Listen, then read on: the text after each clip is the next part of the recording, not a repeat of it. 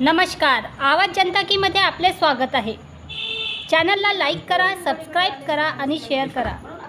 एक मोठी बातमी, बेदाग आणि शिस्तबद्ध सेवेसाठी ओळखल्या जाणाऱ्या नगर विकास परिषदेचे सहाय्यक आयुक्त संघमित्रा ढोके यांच्या सेवानिवृत्तीच्या दिवशीपर्यंत शासनाने हक्काचे असलेले प्रमोशन दिले नाही।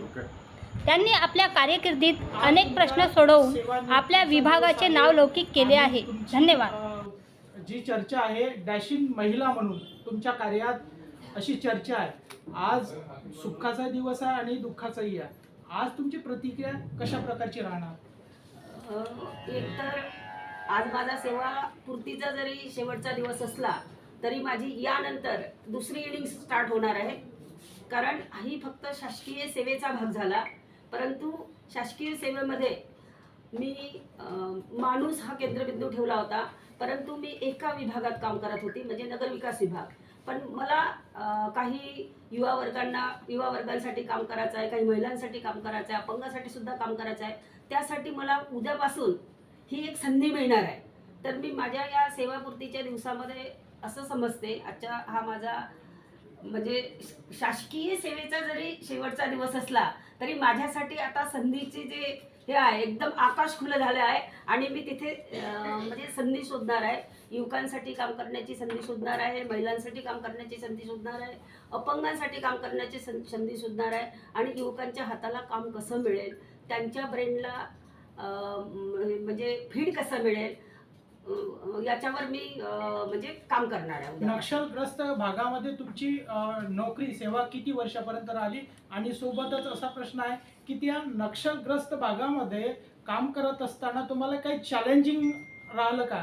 अनुभव सांगा। मी जवळपास 12 एप्रिल 1999ला शासकीय औद्योगिक प्रशिक्षण संस्था गडचिरोली इथे सिनियर क्लर्क म्हणून जॉईन झाले। तिथे काम करत असताना मला म्हणजे सगळ्यात आधी तर हे जाणवलं की तिथे जे आपण मुलं शिक्षण घेतात ITIमध्ये, ती मुलं गणितामध्ये कमजोर, इंग्लिशमध्ये कमजोर अशी जाणवली। त्यामुळे त्यांना स्पर्धा परीक्षेच्या मार्गदर्शनाची कमी जाणवली। म्हणून मी तिथे अजिंक्य स्पर्धा परीक्षा मार्गदर्शन मोफत सुरू केलं आणि जवळपास त्या कालावधीमध्ये 12 वर्ष मी तिकडे होती। त्या कालावधीमध्ये माझे 80 विद्यार्थी, काही ऑफिसर सुद्धा आहे, काही क्लेरिकलला गेले, काही फॉरेस्टला गेले आणि तिथे मी कामाची सुरुवात केली। म्हणजे तिथे सुद्धा मी विद्यार्थी हाच फोकस ठेवला होता।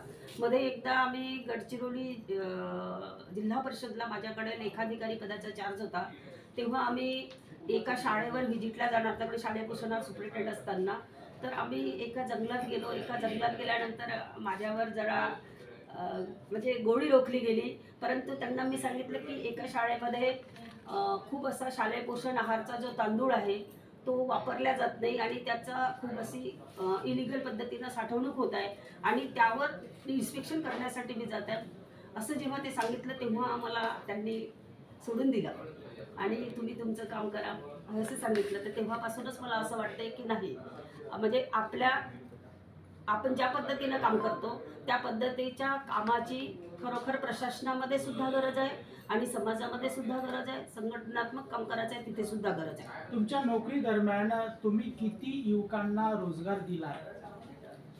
आता समजा प्रशासकीय लेवलवर जर विचार केला, जेव्हा मी या कार्यालयामध्ये काम करत आहे, विभागीय आयुक्त कार्यालयामध्ये, जवळपास या कार्यालयामध्ये माझा वेगवेगळ्या वेळेमध्ये मी 2011 ते 2015ला इथे होती। त्यानंतर मग मी इथे 2018च्या लास्टमध्ये नोव्हेंबरमध्ये आली। तेव्हापासून वेगवेगळ्या पदावर मी इथे कार्यरत आहे।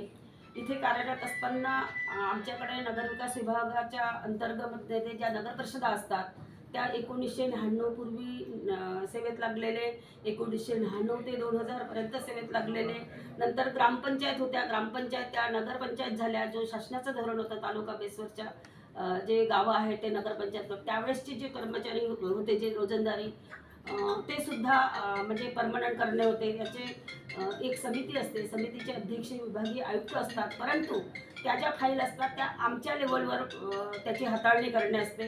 म्हणजे उमेदवाराप्रती सकारात्मक दृष्टिकोन असल्यामुळे म्हणजे आज रोजीपर्यंत मी जवळपास 1889 जे रोजंदारी कर्मचारी आहे यांना माझ्या कालावधीमध्ये त्यांना आम्ही परमनंट सेवा दिल्या। मैडम जी, आपके सेवा कार्यकाल में आपके पदोन्नति का जो विषय है वो काफ़ी देर तक मतलब लटका रहा। आपकी सेवा का आखिरी दिन है, लेकिन आज भी आपको इस पदोन्नति के लिए जो संघर्ष करना पड़ा, उसको लेकर क्या कहेंगे? सर ये तो बहुत गहन क्वेश्चन है। ये तो कोई संगठना बोलती थी कि ये निजी निजी प्रश्न है, कोई संगठना कैसे बोलती थी, मगर जो महाराष्ट्र कास्टाइप संगठना है इसके अध्यक्ष माननीय हमारे अरुण गाड़े जी सर है। ये मेरा जो क्वेश्चन है, ये है मेरा पदोन्नति का सवाल। ये सवाल को उसने वैयक्तिक न लेते हुए सामाजिक लेवल पे लिया, और वो मैटर को लेते हुए मैंने तो खुद इतनी उद्विग्नता थी मेरी कि मेरे पास इतना सब निकष है, पूरे जो पदोन्नति के लिए सब निकष है, तो भी मेरा पदोन्नति के लिए थोड़ा देर लग रहा था। तो सर ने वो बहुत फॉलोअप लिया।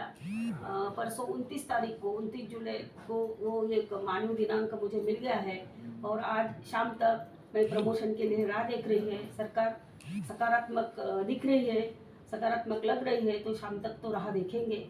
अपेक्षा करती हूँ कि सरकार मेरे अन्याय को दूर करेंगे। इस विषय को लेकर मैडम आप अनुसूचित जाति जमाती आयोग के उपाध्यक्ष धर्मपाल मेश्राम जी से भी मिले थे, क्या मदद हुई मैम? नहीं, उनसे नहीं मिली मैं। उनसे सिर्फ मेरा पत्र व्यवहार हुआ है।